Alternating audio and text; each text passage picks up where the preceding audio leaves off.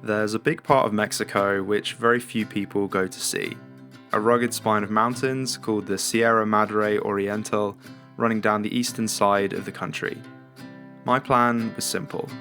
I'd use the back roads to connect the tiny pueblos dotted across the hillsides, following a network of remote dirt roads, donkey tracks and abandoned trails, cycling up enormous mountain passes, meeting the locals and camping wherever I could along the way.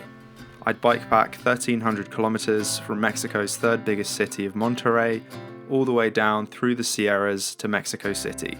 This was a ride I'd been looking forward to for months, and I wasn't going to be disappointed.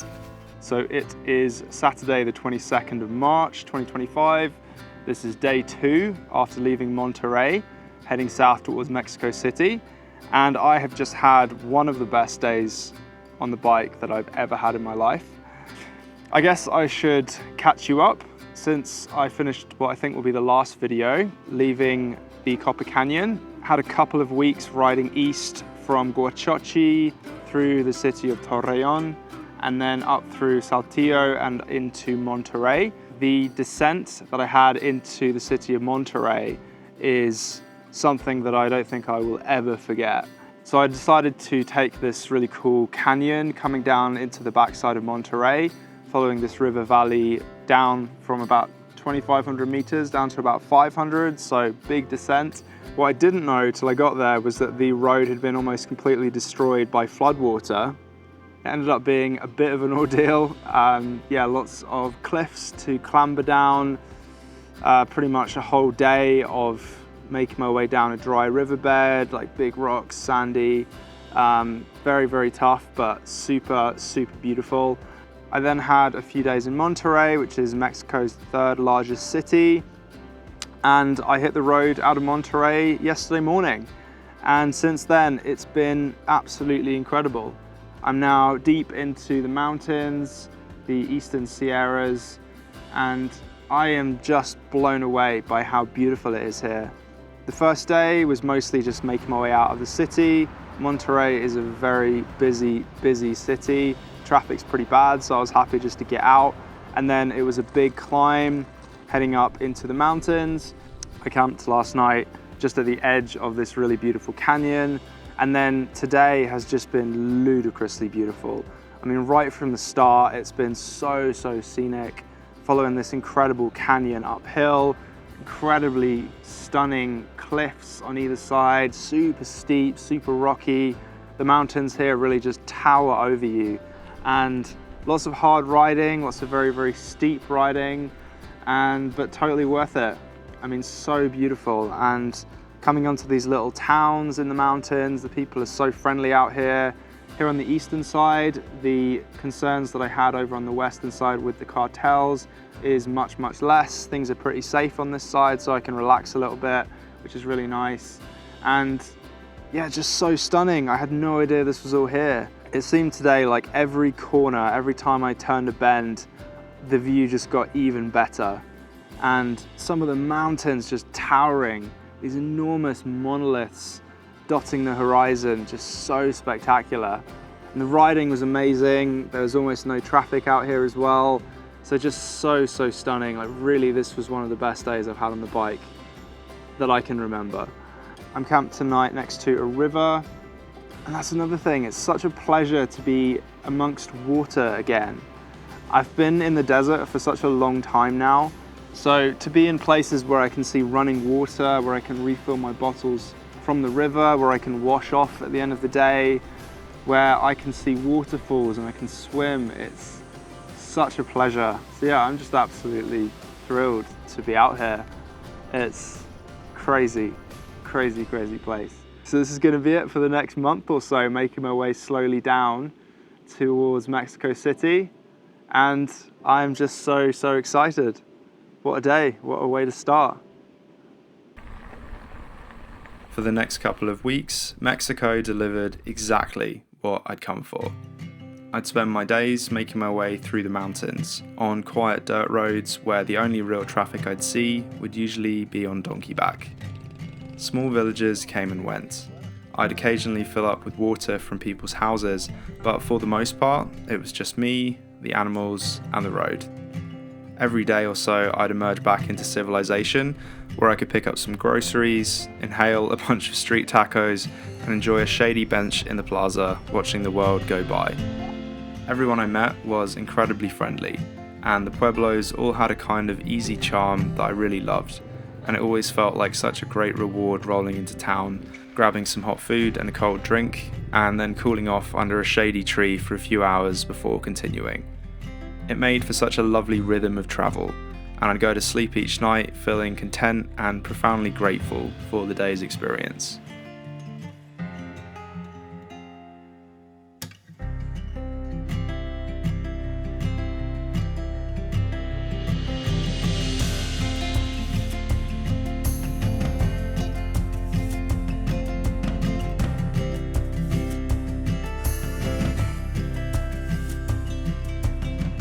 So, I only have one climb to do today, which is great. Unfortunately, that one climb is a pretty big one that's going to take me probably the whole day. And it's 8 in the morning and it's already 30 degrees Celsius. And the humidity must be close to 100%. It feels like I'm in a rainforest right now. There's a big thunderstorm forecast to roll in, I think tomorrow. So I'm guessing that's just charged the pressure up a little bit because I'm just dripping with everything I do. It's so sweltering and sticky right now and humid. So yeah, gonna be a tough day, but it's very beautiful here. And once I do make it up to the top, it's gonna be a long downhill on the other side. So yeah, let's enjoy it. That section ended up being one of the most memorable of the whole route. Not because it was especially beautiful, but because of how remote and run down it all was. A lot of the descent ended up being down a dry riverbed, eventually leading to a farm track which passed by a handful of scattered ranches and houses along the way. It looked like a pretty stark existence living out there. The few people I did see looked a little gaunt, a little grim, and a little unwelcoming. And this was probably the only part of Mexico I went through where I didn't feel especially welcome.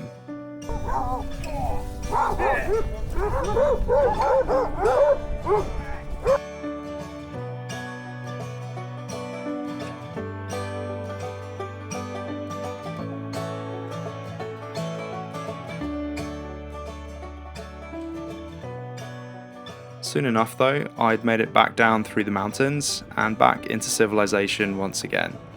At the beautiful town of General Zaragoza, I made some new friends in the plaza and then took a short detour up to see my second major set of waterfalls in Mexico, and this one ended up being probably my favorite.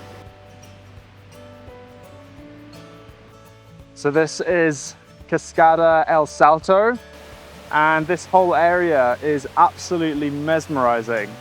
I cannot believe that I paid 40 pesos, which is about $2 American, to get in here. And I've had the entire area to myself for now about 2 hours, just wandering around. I haven't seen another person. And it's just gorgeous here. I mean, so beautiful. And it just feels like every day I am hitting somewhere spectacular. Oh, it's beautiful. Yeah, feeling very grateful right now to be out here. Very happy, very content. Yeah, what a place. I reluctantly dragged myself away from the waterfalls to start the next mountain pass in the cool of the evening. I camped halfway up and then completed the climb the following morning.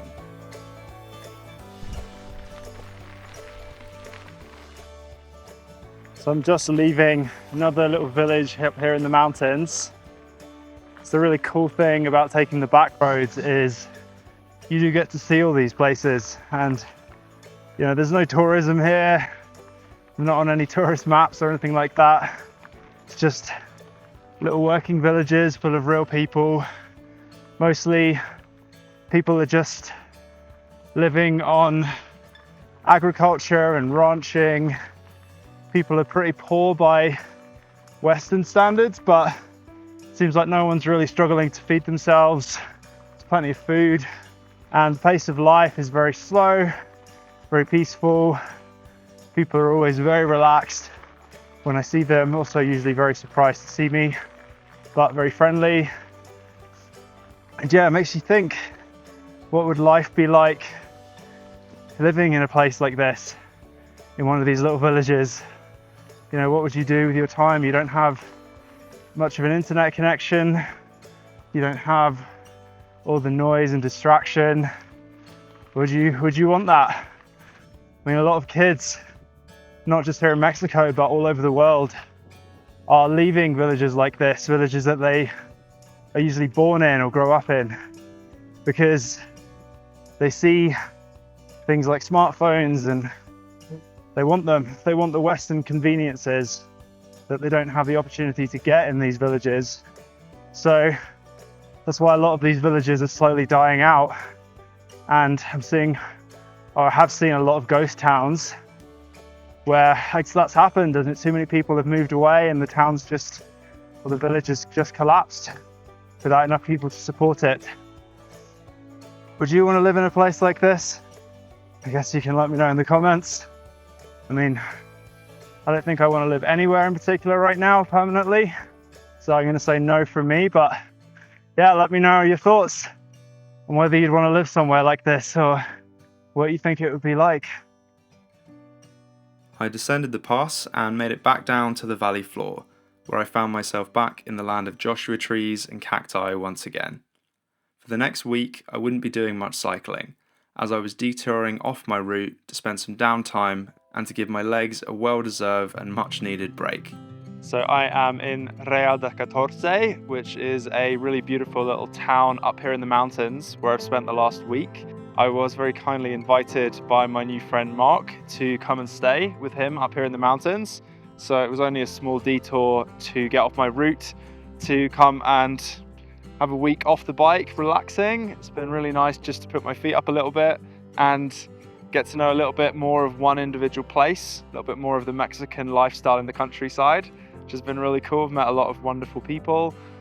I did also get to do a little bit of horse riding, which has been really fun. It's been interesting because I actually originally, before I got into bikepacking, I always thought that doing a long distance trip on a horse would be a very cool way to travel. And I did a bit of horse riding when I was a kid, but haven't for many years. So it's fun to get back on a horse and see how that is. The conclusion is that horses are much, much easier going uphill, but nowhere near as fun going back down. And they are also a lot more work than a bike. Bike is definitely more reliable, so I don't think I'm going to be swapping out my bike for a horse anytime soon, but it's still good fun getting out there, and the countryside around here is absolutely beautiful. Real de Catorce is an old mining town, so there was a silver mine here for a long time, and now it mostly makes a living through tourism, although it's still very quiet during the week. But yeah, it's been really nice just to have some time out here, and yeah, such a beautiful spot. So big thank you to Mark for all the hospitality. I've also been able to get my bike a service, and I've got some brand new brakes, front and rear, on my bicycle. So a big thank you to Thomas for all his help with getting the bike tuned up. Feeling very recharged. I definitely feel like these days I need some longer breaks here and there, so having a week off here has been fantastic. And yeah, I'm feeling strong, I'm feeling good, and yeah, very much looking forward to seeing what the next section of riding is going to be like. So this is my new friend Thomas from Real de Catorce. We went out for a ride yesterday, a bunch of us, around Real de Catorce. This whole area is absolutely insane for like mountain biking, and I guess gravel cycling would be pretty good here too. Yeah. And yeah, Thomas is escorting me down from the mountains back down to Matehuala, where I'm gonna start picking up and get back onto my route. So Thomas is showing me a really beautiful way back down. We're in this amazing valley here. It's super green and beautiful. But the crazy thing is, right behind us is up in the mountains. I'm gonna show you this. So up there was a massive fire yesterday, 2 days ago, right? Yeah, 2 days ago. Yeah, so Thomas was up there 2 days ago helping fight the fires. And yeah, down in the valley, it's super green. Beautiful, but up there, it's not looking good. It's grey, yeah. Yeah, no, it's all burnt, but yeah, it's just amazing around here. Yeah, Thomas has done a lot of work in building trails in this part of the world. So if you like mountain biking, you should definitely come out here, because it's... Yeah, visit me. Yeah, come and visit. I'm always happy to guide some Mountain bikers also hiking. It's nice here. Yeah. But yeah, anyway, we better get on with it. We've got a pretty epic descent ahead of us.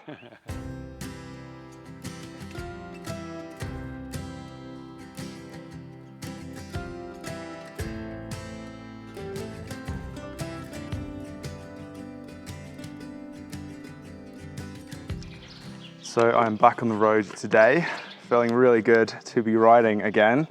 It's, yeah, beautiful out here. It's just lots of Joshua trees, it's super quiet.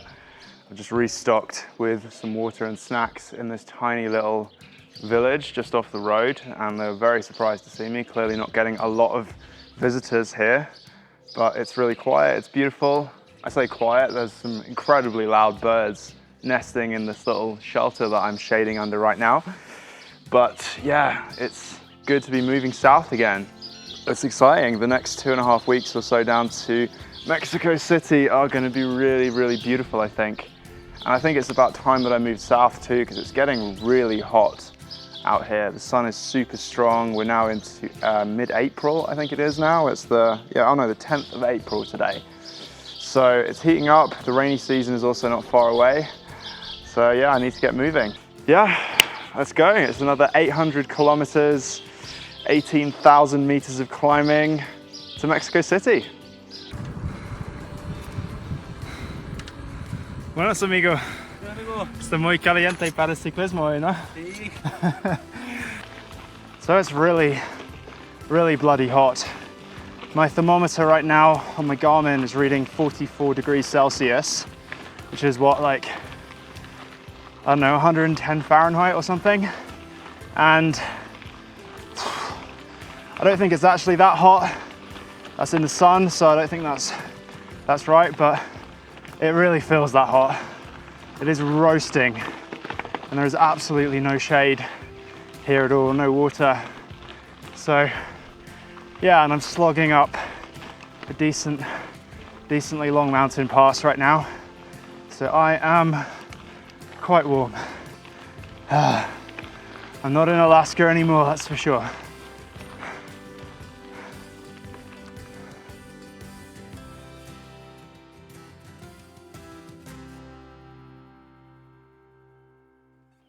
So I've hit a snag. This is saying this is private property, it's a ranch, and I need to ride through here, and it's going to be a pretty big detour if I can't. So, question is, do I trespass? It's not locked. Doesn't actually say no entry, right?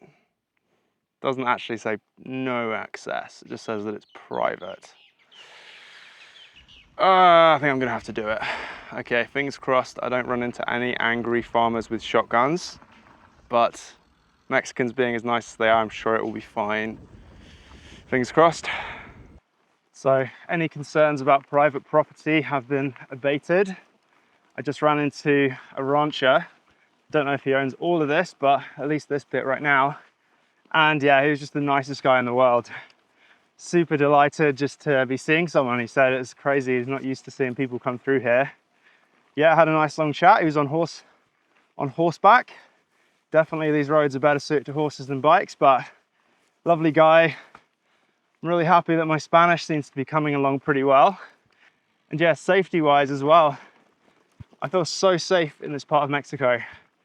I mean, Mexico definitely has a bad reputation, but out here, especially on the eastern side, the states I've been going through the last few weeks, just feels so safe. People are amazing, and yeah, Mexico is a really special place. That particular pass ended up being a bit of a watershed for my route. On the north side, it had been very dry and desert-like, but as I rolled down on the south side, everything was suddenly lush and vibrant. It's rare that there's such a stark change over such a short distance, and it felt amazing to be surrounded by so much greenery. I spent the next few days pitched up at one of the best campsites of my life. Looking back, it still blows my mind how beautiful this place was, and after all the hot desert miles I'd been cycling, it really felt like I'd arrived in paradise.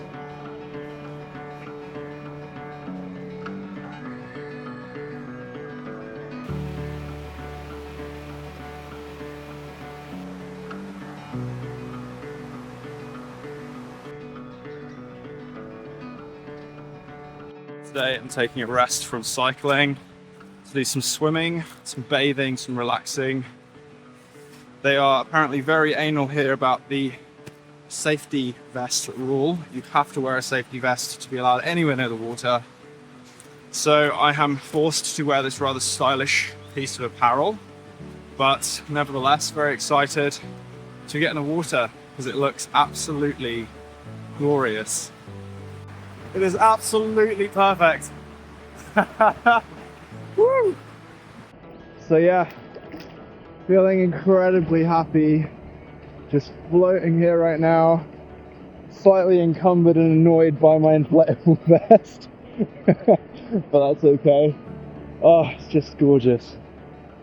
I think the definition of happiness for me is that you wouldn't want to be anywhere else, you wouldn't want to be doing anything else. In the whole wide world, you are exactly where you would choose to be. And right now, I can't think of a single place I would rather be than right here in this beautiful turquoise river, floating in perfect conditions, in the shade. Life is great. It was incredibly difficult to drag myself away from that spot, as I'd had an amazing few days camped beside the river. I met some other foreign travellers for only the second time in 3 months of bikepacking through Mexico, and I spent hours enjoying the nearby waterfalls, which was some of the most beautiful I've ever seen. Part of me really just wanted to stay there forever, but it was the start of Semana Santa in Mexico, which is the Holy Week leading up to Easter, and half the country was on vacation. So my peaceful riverside paradise, as well as all of the waterfalls I went on to visit over the following few days, were already getting incredibly busy, with big loud groups of families and friends enjoying their holidays. I was now into a part of Mexico known as the Huasteca Potosina, and it was completely different to anything I'd seen up to then in the country.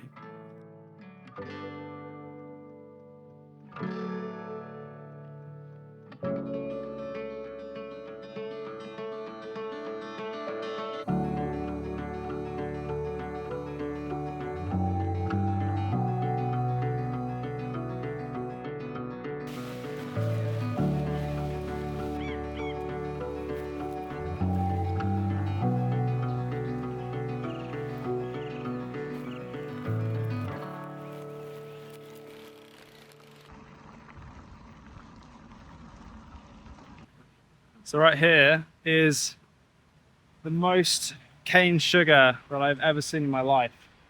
There are at least 100 trucks absolutely stacked full of raw cane sugar here that people have been picking out in the fields that I've been riding through over the last day. And I just passed the manufacturing plant, I think, where they turn this raw cane into cane sugar, which they use to sweeten lots of things, including soft drinks like Coke, that they use cane sugar here in Mexico instead of preservatives and whatever they use in the United States, but here they are using real cane sugar. And yeah, this is where it all happens, it seems like, or one of the places where it all happens. Pretty amazing to see. I've never seen this much of it in one place. But I found cane juice.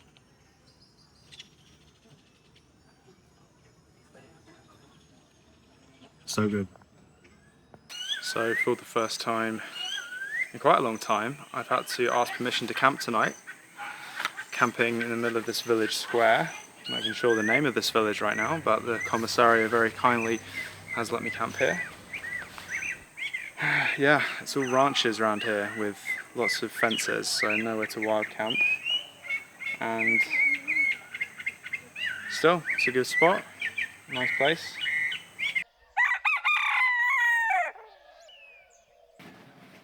Good morning. It's bright and early, 6 a.m.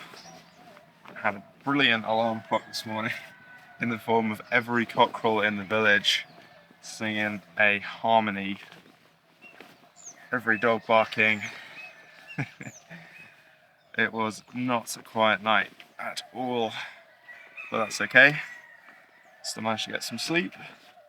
You might think that these little villages would be really quiet and peaceful, but they are definitely not quiet and peaceful.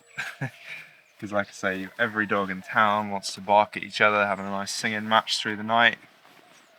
And then come 5 AM, all the roosters are going off.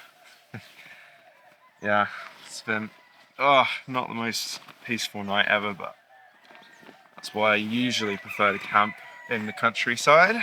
It's a bit more serene out there, but anyway, it's all good.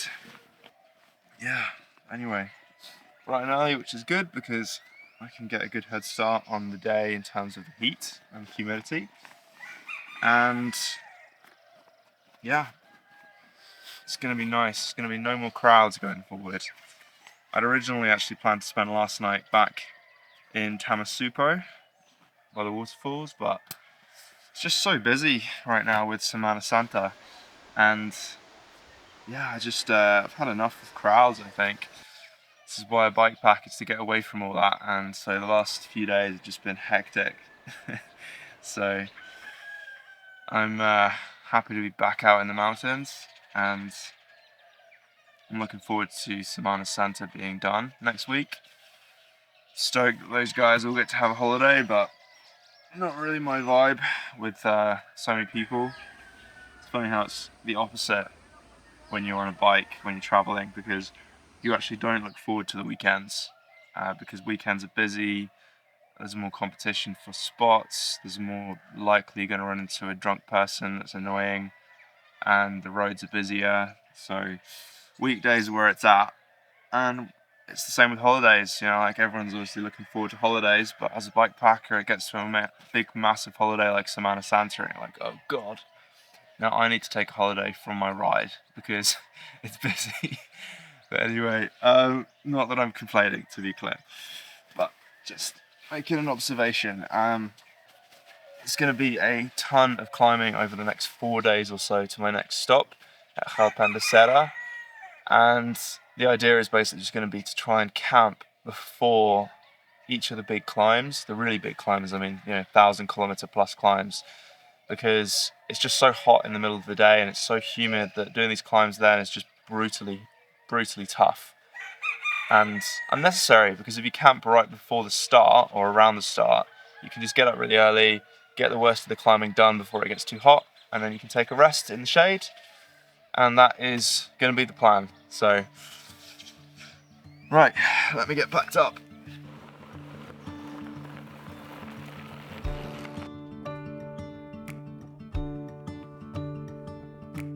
This part of San Luis Potosí was really stunning, and I continued on through the mountains, camping in another village, descending another big pass down to a river crossing, and then back up another pass to the beautiful town of Tancoyol.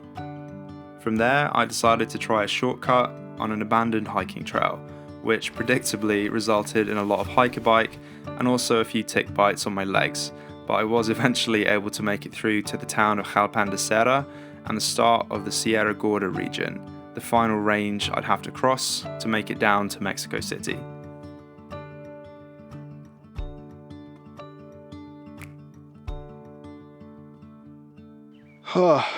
So I am absolutely cooked.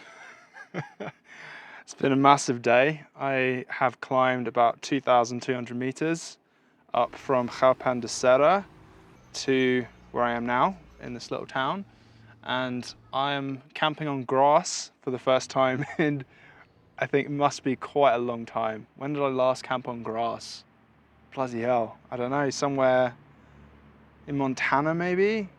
Yeah, it's been probably like 8 months, 9 months since I've camped on grass, and tonight I'm camping on grass. So it's the little things, but camping on grass is making me very happy right now. Oh, and I'm tired. It has been such a physical day.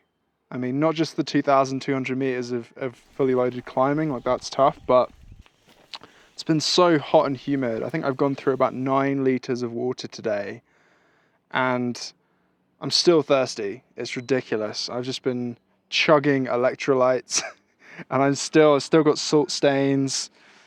Oh, it's brutal. But today, now, I'm at elevation, so it's actually cool. It's still humid-ish, but it's much better, so that's good. That's exciting. I'm not sweating my balls off like I have been for the last 2 weeks. And yeah, it's gonna be, oh God, from here, it's pretty much just like a 2,000 meter climb and then a 2,000 meter descent and then a 2,000 meter climb and a 2,000 meter descent and then one more 2,000 meter climb. And then from there, it will calm down a little bit. And then it's just gonna be the last few days into Mexico City.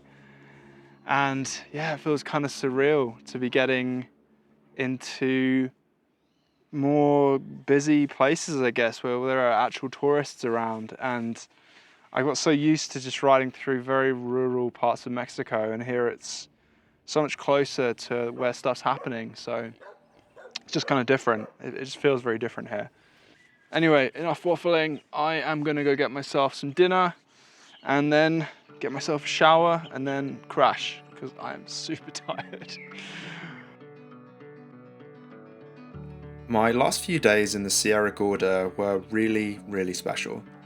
A massive descent took me back down to the valley floor, where the temperature immediately shot back up to unreasonable levels, and I was able to spend most of the afternoon enjoying the views in the shade.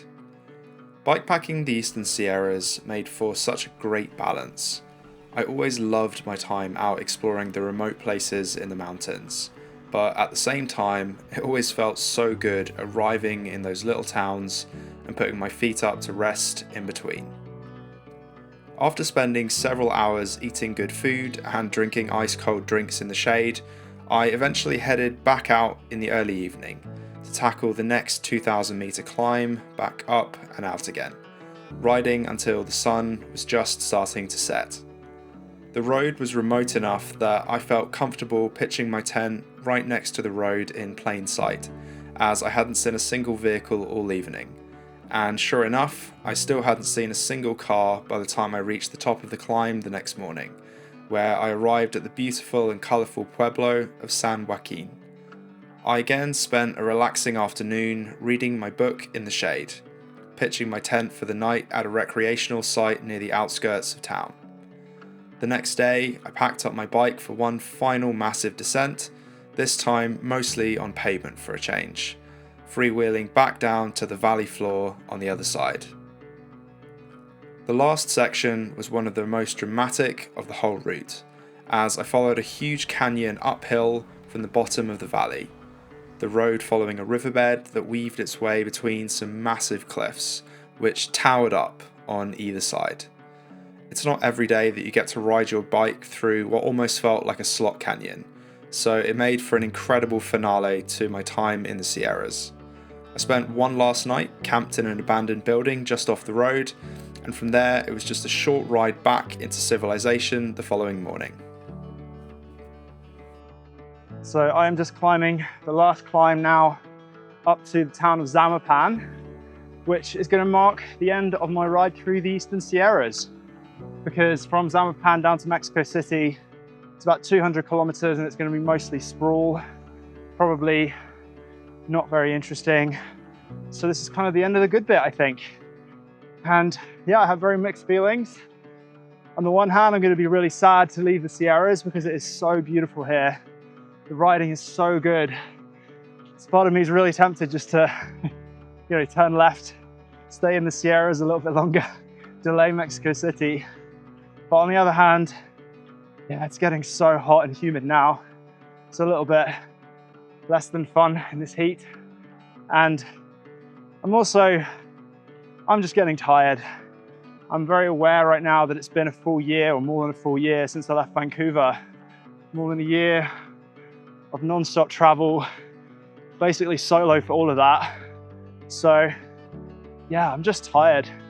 Not so much physically, but mentally more than anything. Travel for that long just drains you after a while. And yeah, in my experience, a year is about where this usually happens, the year mark. So this is a good time, I think, to take a bit of a break.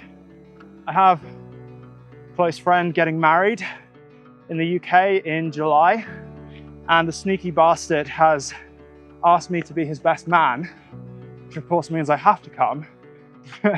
no matter how far away it may be.